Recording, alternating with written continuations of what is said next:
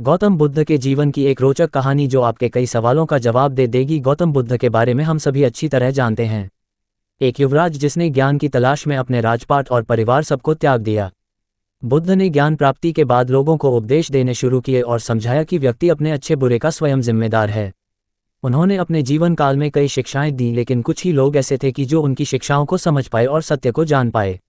आज हम बुद्ध के जीवन से जुड़ी एक ऐसी कहानी बताने जा रहे हैं जो आज के दौर में भी प्रासंगिक है। उपदेश सुनने वाले का प्रश्न। एक व्यक्ति जो प्रतिदिन भगवान बुद्ध के प्रवचन सुनने आता था, उसने एक दिन भगवान बुद्ध से कहा कि मैं नियमित रूप से आपका प्रवचन सुनाता हूं, लेकिन मेरे अंदर किसी भी तरह का कोई परिवर्तन नहीं आ रहा। क्या मेरे अंदर कोई कमी है? मैं कारण जानना चाहता हूं। आपको बता दें कि अपने उपदेशों में भगवान बुद्ध सच्चाई के मार्ग पर चलने को कहते थे। वह अहंकार, द्वेष, लोभ आदि को जीवन से दूर करने की सलाह देते थे। खैर, उस व्यक्ति की बात को सुनकर बुद्ध भगवान को किसी भी तरह का आश्चर्य नहीं हुआ, क्योंकि सभा में बैठे बहुत से लोगों की स्थिति वैसी ही थी। इसलिए उन्होंने जवाब देते हुए उस व्यक्ति से पूछा, आप कहाँ रहते हैं? व्यक्ति ने जवाब दिया कि मैं श्रावस्ती का रहने वाला हूँ। मार्ग पर चलकर ही मिलेगी मंजिल। पहले सवाल का उत्तर मिलने के बाद भगवान ने फिर पूछा, तुम अपने गांव कैसे पहुँचते हो? उस व्यक्ति ने उत्तर दिया कि वो कभी बैलगाड़ी और कभी घोड़े में बैठकर अपने गांव तक पहुँचता है। इसके बाद बुद्ध ने एक और सवाल किया कि वहां पहुंचने में तुम्हें कितना वक्त लग जाता है? उसने आकलन लगाकर वक्त बता दिया। इसके बाद गौतम बुद्ध ने सवाल किया कि क्या अभी यहां बैठे हुए तुम अपने घर श्रावस्ती पहुंच सकते हो?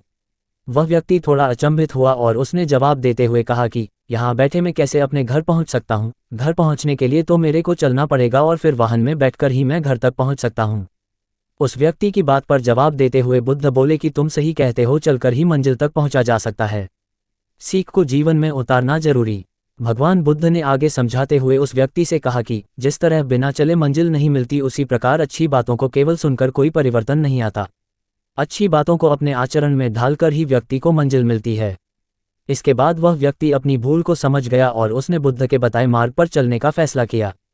क्या कहती है कहानी? बुद्ध के जीवन के इस छोटे से वाक़ये से हमें बहुत कुछ सीखने को मिलता है।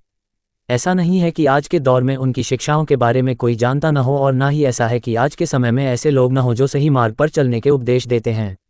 लेकिन सवाल यही है कि शिक्षाओं पर चलने के लिए कौन तैयार होगा? ज्ञान सार्थक तभी होता है जब उसे व्यवहार में भी लाया जाए। यदि आज भी हम हमारे मनीषियों की शिक्षाओं पर चलने को तैयार हो जाएं, तो जीवन में सार्थक परिवर्तन अवश्य आ सकते हैं।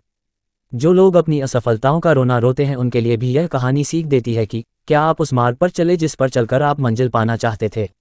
सूचना सिर्फ मान्यताओं और जानकारियों पर आधारित है। यहाँ ये बताना जरूरी है कि यह मेरा वीडियो किसी भी तरह की मान्यता, जानकारी की पुष्टि नहीं करता है। किसी भी जानकारी या मान्यता को अमल में लाने से पहले संबंधित विशेषज्ञ से सलाह लें। धन्यवाद।